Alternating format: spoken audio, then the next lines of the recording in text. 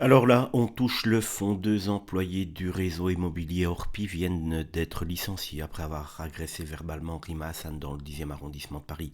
Une scène filmée diffusée par la principale intéressée et qui a déclenché une vague d'indignation en ligne de la part des deux côtés, certains jugeant inapproprié le fait de taguer le nom et l'adresse de ce magasin Orpi, d'autres étant d'accord que l'agression n'avait pas lieu d'être. C'est vrai qu'il y a à boire et à manger dans les deux côtés.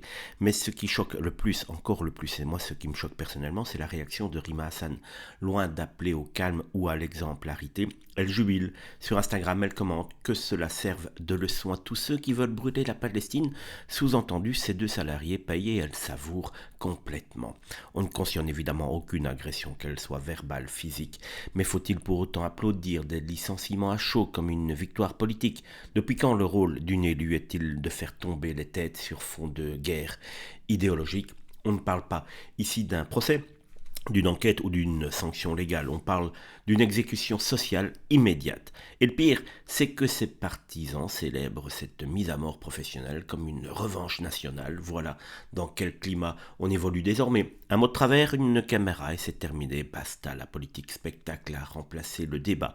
Et Rima Hassan, loin de calmer le feu, y jette de l'huile. Mais cela, on est habitué depuis maintenant plusieurs mois avec la LFI.